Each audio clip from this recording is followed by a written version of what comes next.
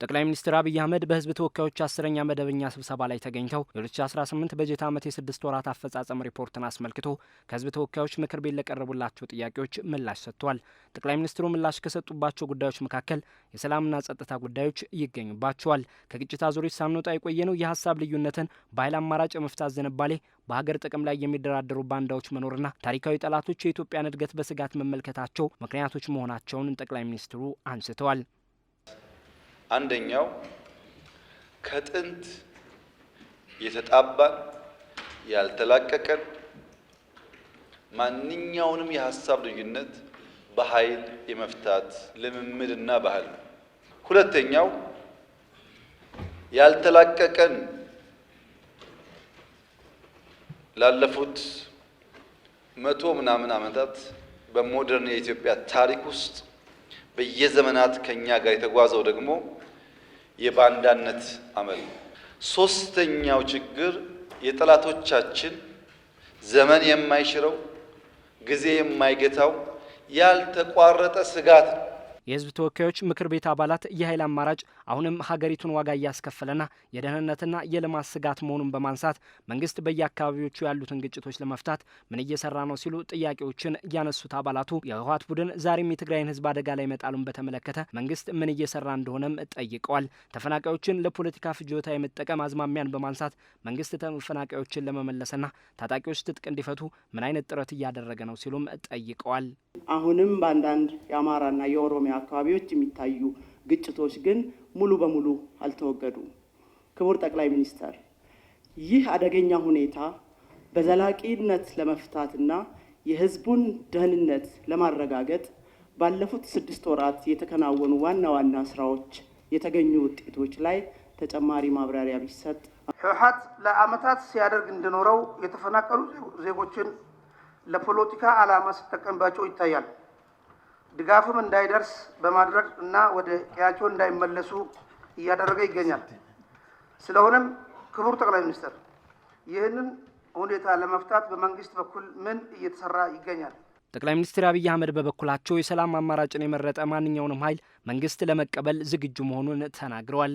ኢትዮጵያተኛ ጉዳያችን ስም አይደለም፣ ጉዳያችን ስድብ አይደለም። ኢትዮጵያን የሚጠቅም እስከሆነ በይቅርታ ለማለፍ ዝግጁዎች ነን። በዚህ ደግሞ በጣም በርካታ ሰዎች በአፋር፣ በቤኒሻንጉል፣ በኦሮሚያ፣ በአማራ በጣም ብዙ ሰው እየተመለሰ ነው። ጠቅላይ ሚኒስትሩ የትግራይ ክልል ችግሮች እንዲፈቱ የትግራይ ህዝብ የፖለቲካው ዘርፍ ዋነኛ ተዋናይ እንደሆነና የክልሉ ተፎካካሪ ፓርቲዎችም ወደፊት እንዲመጡና ከህወሓት አጃቢ ተዋናይነት እንዲላቀቁ ጥሪ አቅርበዋል። የትግራይ ህዝብ አሁን ካለበት ውጥንቅጥና አረንቋ የሚያወጣው እንደ ሌሎች አካባቢዎች ራሱ ተግቶ ለፍቶ መልማት ይፈልጋል። የትግራይ ህዝብ ከሌሎች ወንድም ኢትዮጵያውያን ጋር በሰላም መኖር ይፈልጋል። ታዲያ ችግሩ ምንድን ነው ያላችሁ እንደሆነ ይሄ ስልጡን ፖለቲካ የሚያቅ የታገለ ያታገለ ህዝብ በፖለቲካ አውድ ውስጥ መድረክ እንጂ ተዋናይ መሆን አልቻለም። መድረክ ይጫወቱበታል እንጂ አይጫወትም። የትግራይ ህዝብ ከመድረክነት ወጥቶ የፖለቲካ ተዋናይ ለመሆን ራሱን በአዲስ ቲንኪንግ መቃኘት አለበት። ጠቅላይ ሚኒስትር አብይ አህመድ በፌዴራል መንግስትና በህወሓት መካከል የነበረውን ግጭት የፈታው የፕሪቶሪያ ስምምነትን በማድነቅ ለስምምነቱ መንግስታቸው ቁርጠኛ መሆኑን አንስተዋል። ይገባኛል ክርክር ስላለበት ወልቃይትም ጠቅላይ ሚኒስትሩ የወልቃይትን ጉዳይ ከነዋሪዎቹ ውጭ ማንም ሊወስን አይችልም ብለዋል። አክለውም ነዋሪው ተረጋግቶ ውሳኔውን እንዲመርጥ አስቻይ ሁኔታዎችን መፍጠር ይገባል ሲሉ አሳስበዋል። የወልቃይት አካባቢ ነዋሪዎች ከትግራይ የሚፈናቀሉ፣ ከወልቂጤ የሚፈናቀሉ፣ ከአሶሳ የሚፈናቀሉ ወልቃይት በሰላማዊ መንገድ መኖር 100% መብታቸው። ይሄ የፌዴራል መንግስት በጽኑ የሚያምነው ጉዳይ ነው። ነገር ግን ወልቃይትን በሚመለከት ሁላችሁም ታውቃላችሁ፣ ሚስጥር አይደለም። የይገባኛል ጥያቄ በአማራና በትግራይ ክልል ለረጅም ጊዜ ቆይቷል። ሁለቱም ክልሎች ማስረጃ አስደግፈው ተቀባይነት ይኖረው ማይኖረው ይሄ ቦታ ይገባኛል ይላሉ። ፌዴራል መንግስት እያለ ያለው ሰው አይፈናቀል፣ ባለበት ይመለስ፣ ራሱን ያስተዳድር፣ ራሱ ይወስነው ነው።